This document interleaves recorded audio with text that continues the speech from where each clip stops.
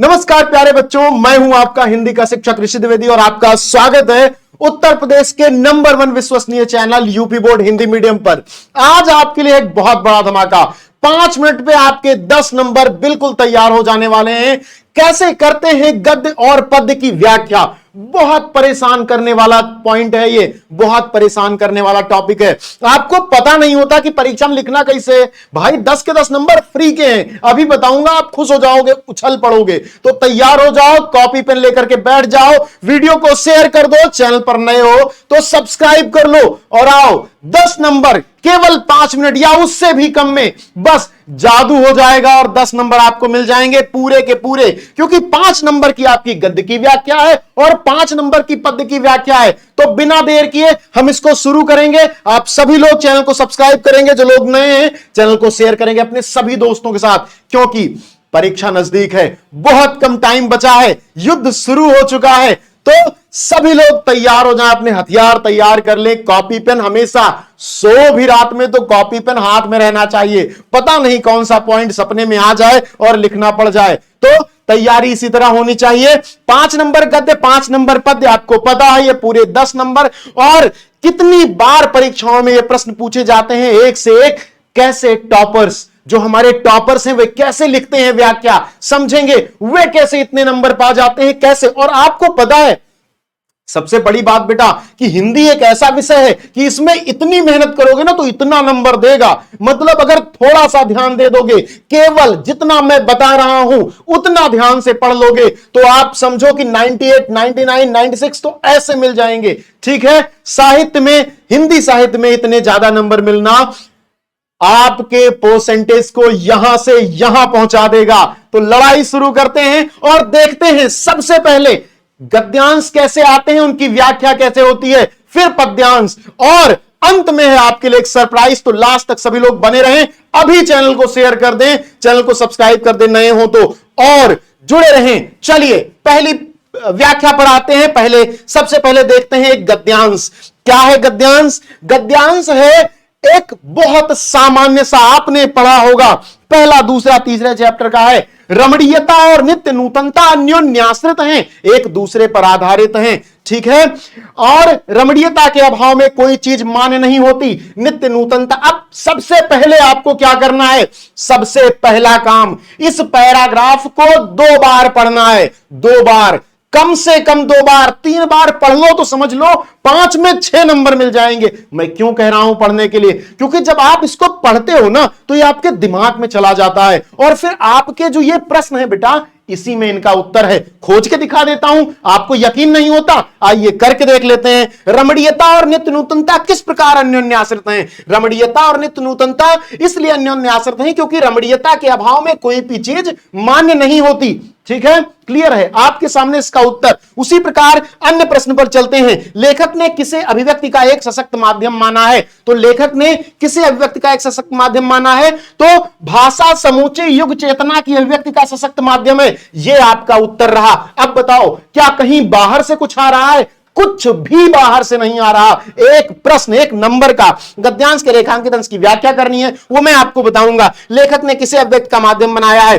ठीक है, उपयुक्त गद्यांश में लेखक ने किस बात पर बल दिया है? तो उपयुक्त गद्यांश में लेखक ने पुरानी रीतियों, शैलियों की पारंपरिक लीक पर चलने वाली भाषा को नया बनाने के लिए, आधुनिक बनाने पर बल दिया है, भाषा की आधुनिकता पर बल दिया है। और इस बात से आपको पता चल गया कि यह बात है भाषा और आधुनिकता। साथ ही लेखक का भी नाम पता चल गया है, प्रोफेसर जी सुंदर रेड्डी। आपसे पहला प्रश्न पूछा जाएगा उपयुक्त पद्यांश के लेखक एवं पाठ का नाम। तो भैया आप एक तो लिख सकते हो लेखक का नाम फलाना, पाठ का नाम फलाना, लेकिन मैं आपसे कहूंगा कि बिल्कुल संदर्भ के फॉर्मेट में लिखो। प्रस्तुत गद्यांश हमारी पाठ्य पुस्तक गद्य गरिमा के भाषा और आधुनिकता नामक पाठ से लिया गया है। इस पाठ के लेखक भाषा वैज्ञानिक प्रोफेसर जी सुंदर रेड्डी हैं। और ध्यान रखना, जो इंपॉर्टेंट पॉइंट हो हाईलाइट करना, अंडरलाइन करना मत भूलना। जब टीचर कॉपी चेक कर रहा होता है बेटा, तो जो चीज आप हाईलाइट करके रखते हो सबसे पहले उस पर नजर जाती है। वो देखता है कि अच्छा ये, चलो लड़के ने अच्छा लिखा है, पूरा नंबर दे दो। ऐसे ही रमणीयता और नित्य नूतनता वाला प्रश्न है। अब अगला है आपका रेखांकित अंश की व्याख्या। देखो, और 3 प्रश्न तो इसी में मिलेंगे आपको।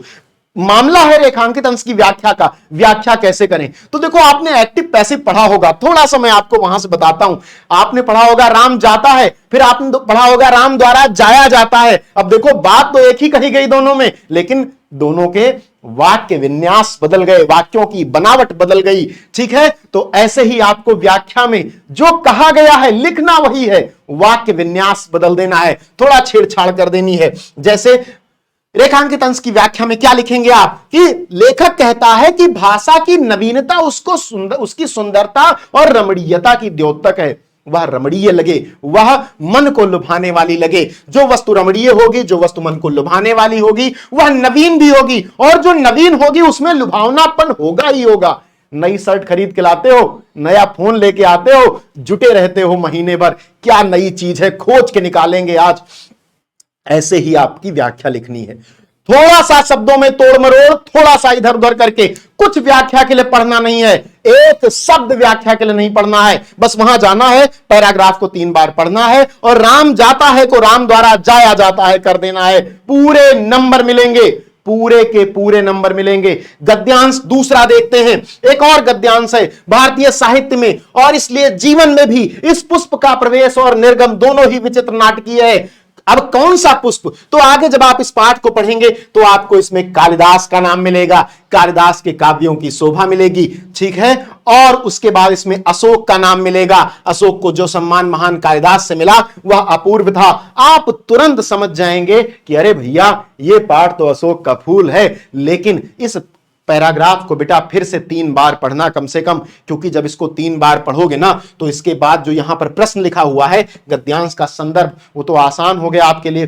प्रस्तुत गद्यांश हमारी पाठ्य पुस्तक गद्य गरिमा के अशोक का फूल नामक शीर्षक से उद्धृत है, जिसके लेखक आचार्य हजारी प्रसाद द्विवेदी हैं। ये तो हो गया, ये तो सरल है, ये तो पता ही है। लेकिन अशोक के फूल को किस कवि ने सम्मान दिया, इसका उत्तरवा इसी में मिलेगा। अशोक के फूल को जो सम्मान कालिदास से मिला वह अपूर्व था, कालिदास ने दिया सबसे ज्यादा सम्मान। उसके बाद उपरुक्त गद्यांश में किस प्रसंग का वर्णन है, तो उपरुक्त गद्यांश में अशोक के फूल के पुराने समय में महत्व का वर्णन है। कितना आसान है, केवल इसको आपको 2 बार पढ़ लेना है। अगला प्रश्न क्या है, लेखक ने किसे विचित्र नाटकीय व्यापार कहा है, तो लेखक ने किसे विचित्र नाटकीय व्यापार कहा है। अब इसको आप इसमें देखोगे, खोजोगे तो आपको मिलेगा। ठीक है, तो क्या लिख मिलेगा आपको कि भारतीय साहित्य में और इसलिए जीवन में भी इस पुष्प का प्रवेश और निर्गम दोनों ही विचित्र नाटकीय व्यापार है। सारा प्रश्न इसी गद्यांश में, लेकिन कम से कम 3 बार एक गद्यांश को पढ़ना है। उसके बाद आपका आ जाएगा रेखांकित अंश की व्याख्या। रेखांकित अंश की व्याख्या में कोई गाइड, कोई किताब, कोई क्वेश्चन बैंक आपका कभी साथ नहीं देगा मेरे अलावा। आपको बस मेरी बात सुननी है कि मैं कह रहा हूं कि मैं कार से दिल्ली गया, तो आपको उसको लिख देना है कि मैं अपने घर से निकला और मैं एक कार पर बैठकर दिल्ली पहुंच गया। देखो, बात वही कही गई, मैं कार से दिल्ली गया, लेकिन दूसरी प्रकार से कही गई। कवि कहना चाहता है कि मुख्य पात्र या अशोक का फूल या हजारी प्रसाद द्विवेदी कार में बैठकर दिल्ली पहुंचे, बात खत्म, कुछ नया नहीं है। तो कोई गाइड, कोई क्वेश्चन बैंक, कुछ नहीं देखना, बस केवल एक बात याद रखनी है जो मैंने बताई। थोड़ा सा उसको तोड़ना मरोड़ना है, थोड़ा सा अपनी भाषा में। जैसे कोई आपसे कहता है कि स्कूल चलोगे, तो आप घर जाके क्या कहते हो, वह कहते रहे कि स्कूल जाबो। हो गया ना अंतर दोनों में, बात तो एक ही कही गई लेकिन बदल गई तुरंत बात यहां पर। ठीक है, तो यह आपका हो गया गद्यांश। अब चलते हैं बेटा इसके व्याख्या पर। तो जैसे यह है कि प्रस्तुत गद्यांश हमारी पाठ्य पुस्तक, यह तो आपका हो गया, महाकवि कालिदास ने दिया। और भारतीय साहित्य और जनजीवन में अशोक के फूल के महत्व का वर्णन है। लेखक भारतीय साहित्य और जीवन में अशोक के फूल के और निर्गम को नाटकीय व्यापार मानता है। रेखांकित अंश में क्या लिखोगे, वही बात की महाकवि कालिदास ने अपने काव्य ग्रंथों में अशोक की जैसी मोहक छटा और सुकुमारता का वर्णन किया। यह वही बात है, मैंने कहा कि कालिदास ने अपने ग्रंथों में अशोक का अपूर्व वर्णन किया है, बहुत सुंदर वर्णन किया है। यहां पर लिख दिया गया कि अपने काव्य ग्रंथों में अशोक की मोहक छटा का वर्णन किया। एक ही तो बात है, एक ही तो बात है, क्या बदला इसमें। इसके लिए 4 गाइड, 50 क्वेश्चन बैंक की आवश्यकता नहीं है। फोकस करने की आवश्यकता है, दिमाग लगाने की आवश्यकता है। और मैं मानता हूं आप इतने अच्छे छात्र हो कि यह बहुत सामान्य हो जाएगा आपके लिए और आप 98 99 नंबर पा जाओगे। सभी लोग सेशन को शेयर करें, सेशन को लाइक करें, जो लोग नए हैं चैनल को सब्सक्राइब कर लें। आगे चलते हैं गद्यांश पर। थोड़ा सा यहां पर महत्व बदल जाता है व्याख्या का। क्यों? क्योंकि कविता की व्याख्या थोड़ी टेक्निकल हो जाती है, लेकिन फिर भी मैंने आपको ये सब कुछ इतना अच्छे से पढ़ाया है कि आपको कोई चिंता करनी ही नहीं है। अब यहां पर देखो एक पैराग्राफ है बेटा। बैठी खिन्ना एक दिवस वे गेह में थी अकेली, आके आंसू दृग युगल में थे धरा को भिगोते। ये दो लाइन रेखांकित है, यही दो लाइन इसके नीचे रेखांकित है। बाकी ये 4 लाइन लिखी है, पूरा पढ़ लो। उसके बाद प्रश्नों को देख, इसको भी 2 बार 3 बार पढ़ो। फिर संदर्भ लिखना है। अब संदर्भ में क्या लिखोगे? तो भैया पवन दूतिका है, लेखक का नाम और पाठ का नाम तो याद ही रखना है, वो तो याद ही रहेगा, तुमको कौन सा इतना ज्यादा है। तो क्या लिख दोगे? प्रस्तुत पद्यांश हमारी पाठ्य पुस्तक काव्यांजलि में संकलित पवन दूतिका नामक पाठ से लिया गया है। इस पाठ के रचयिता अयोध्या सिंह उपाध्याय हरिऔध हैं। अब मैंने कहा कि काव्य थोड़ा टेक्निकल है, तो आप सोचोगे काव्य कठिन हो जाएगा। अरे ये गद्य से भी सरल है। क्यों? राम जाता है गद्य में लिखा है, तो गद्य में ही उसका व्याख्या लिखना थोड़ा कठिन है। लेकिन इसमें लिखा है बैठी खिन्ना एक दिवस वे गेह में थी अकेली। एक दिन वह दुखी होकर अपने घर में बैठी थी। कविता को हिंदी में लिख दिया, खत्म। एक दिन वह घर में दुखी बैठी थी, आके आंसू दृग युगल में थे धरा को भिगोते। उनके दोनों में आंखों में आंसू थे और वह जमीन पर गिरकर जमीन को भिगो रहे थे। इससे सरल कुछ हो सकता है? और ये पूरा 5 नंबर दिलाएगा। इसके पहले वाला 10 नंबर। 100 नंबर में 10% हो गया बेटा। 10% ये दिला दिया आपको। 1 सेकंड में आपको ये 10% मिल गए। ठीक है, आगे बढ़ते हैं। रेखांकित अंश की व्याख्या कीजिए। तो 2 लाइनें हैं, मैंने आपको रेखांकित अंश बताया। कितनी सरलता से आप लिख सकते हो कि कवि कहता है कि एक दिन जब राधा उदास खिन्न मन के साथ घर में अकेली बैठी हुई थी, तो उनकी दोनों आंखों से आंसू बहकर जमीन पर गिर रहे थे। अब इसी में एक और प्रश्न आ जाता है, कवि राधा की किस स्थिति का वर्णन कर रहा है? तो राधा दुखी है भाई, विरह में दुखी है, कृष्ण चले गए हैं।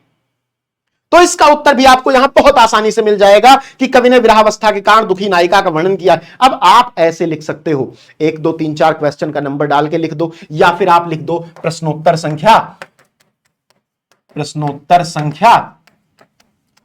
1 का पहला, चाहे इसका लिख दो, चाहे 1 2 3 4 डाल के लिख दो, दोनों में आपको पूरे नंबर मिलेंगे। स्पेस का ध्यान रखना है, महत्वपूर्ण पॉइंट को अंडरलाइन करते रहना है। जो प्रश्न इंपॉर्टेंट हो उसको ब्लैक पेन से बहुत बढ़िया से लिखना है। राइटिंग पर ध्यान देना है, साहित्य में बहुत आवश्यकता है राइटिंग की। ऐसे ही अगले प्रश्न का उत्तर, नायिका ने पवन को क्रूर क्यों कहा? क्योंकि वह दुखी है। अब बुखार में कोई आपको खाना देगा, कोई आपको बढ़िया खाना खिलाएगा तो अच्छा लगेगा, खाने नहीं अच्छा लगेगा, तो वे दुखी हैं। प्रस्तुत गद्यांश की रस योजना प्रकाश डालिए। तो भैया ज्यादातर जगह आप कविता के हिसाब समझ सकते हो, कुछ में श्रृंगार रस है, कुछ में वियोग रस है। तो श्रृंगार रस के 2 पार्ट हैं, वियोग श्रृंगार। अब यहां पर आपने देखा कि राधा दुखी हैं तो वियोग श्रृंगार हो जाएगा, कृष्ण के जाने से दुखी हैं। ठीक है, तो इस प्रकार से आपकी व्याख्या होगी, बिल्कुल जैसे मैंने बताया है। एक पेज का आप स्क्रीनशॉट ले लो, सब कुछ यहां स्क्रीनशॉट लेके रख लो। ऐसे ही आपको करना है, ऐसे ही आपको पढ़ना है। ये पहला पेज, दूसरा पेज, तीसरा पेज, चौथा पेज, 5वां पेज, 6ठा पेज, 7वां। पद्यांश की व्याख्या कैसे करनी है, सब कुछ मैंने जैसे बताया वैसे पेपर में लिखना। उसके बाद सबसे महत्वपूर्ण, मैंने कुछ अभ्यास प्रश्न आपको दिए हैं, इनके प्रश्न भी लिखे हैं। गद्य में भी एक अभ्यास प्रश्न है, इसके भी प्रश्न लिखे हैं। आपको इनको सॉल्व करना है और कमेंट सेक्शन में इनका उत्तर लिखना है। सभी लोगों को आप अपने आप को जांचो, क्योंकि जांचना जरूरी है। जितना ज्यादा क्वेश्चन सॉल्व किए रहोगे उतना ज्यादा अच्छा लिख पाओगे। तो सभी लोग इन सभी क्वेश्चन का आंसर लिख करके मुझे कहां पर भेजेंगे? कमेंट सेक्शन में। ठीक है, और कोई डाउट रहता है तो मिलेंगे, पूछेंगे मुझसे। कहां पर? कमेंट सेक्शन में। तो सभी लोग सेशन को शेयर कर दीजिए, चैनल को सब्सक्राइब कर लीजिए, क्योंकि आपकी परीक्षा के लिए जो महायुद्ध है वो शुरू हो चुका है। बेहतरीन आपके लिए क्लासेस आ रही हैं और सबके कंटेंट आपको बिल्कुल रट लेना है, क्योंकि परीक्षा में करना है टॉप। बने रहिए हमारे साथ, यानी यूपी बोर्ड हिंदी मीडियम के साथ। चैनल को सब्सक्राइब कर लीजिए और बांध लीजिए अपने कमर की पेटी को। एग्जाम के लिए तैयार हो जाइए। बहुत बहुत धन्यवाद।